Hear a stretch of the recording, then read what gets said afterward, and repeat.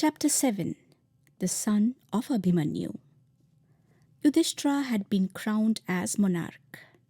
Krishna said, "Now that my task is done, now that my dream has come true, I should begin to think of going back to Dwaraka. It is ages since I left home. Satyaki and I have forgotten what the city looks like. Please let us go back for a while at least. I must see my aged parents and all the others." When she heard about the impending departure of Krishna, Uttara, the wife of Abhimanyu, came rushing to him.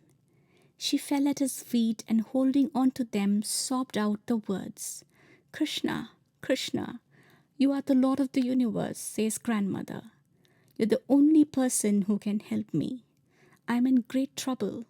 I'm pursued by a powerful presence which is spitting fire all the time.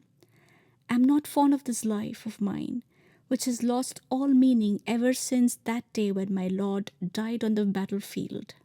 Krishna, I'm bearing the child of your Abhimanyu. The child is the only gift of the Pandavas to the throne of the Pauravas. I'm afraid this fire will destroy my child. Please save it from death, Krishna." Krishna closed his eyes, and to his mind came the day when Ashwatthama sent his Brahmashirsha Astra. When he invoked it, the Brahmin had said, "Let the world be Pandava-less." Since he could not withdraw the Astra, Ashwatthama had aimed it at the unborn sons of the Pandavas. Krishna lifted up Uttara and said, "Do not weep, my child.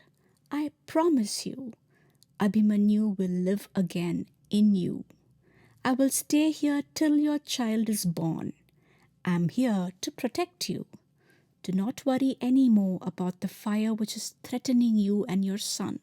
I will take care of it." Krishna entered the womb of Uttara with the power of his Maya. He was there when the Astra entered her to destroy the unborn child. With his divine form, he fought the Astra and finally subdued it. The child, while in the mother's womb, saw a glowing form emanating from the Astra. It enveloped him and he felt that he was being burned. He then saw another form. He was as big as a thumb and he was beautiful. He had a golden crown on his head. There was a blue sheen on his body like that of a cloud, and his dress was the color of lightning. He had 4 long arms which were decked with bracelets. His earrings were glowing like golden fire, and his eyes were crimson with anger. He had a mace in his hand which he was twirling, and the mace was spitting fire like a lit up torch. He was going round and round the child and was holding at bay the Astra and its fire. For months he stayed inside the womb of Uttara with the child, and finally the power of Brahmashirsha was quelled. And even as the full-grown child was looking, he vanished from his sight. Abhimanyu's son was born.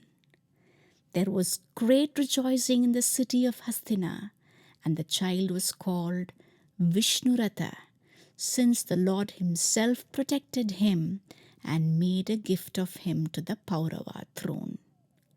And Krishna called him Parikshit, because the child, even when he was in his mother's womb, used to look at the form of Vishnu and ask himself, "Who is this wonderful person dressed in yellow silk, wearing this lovely garland and the gada in his hand?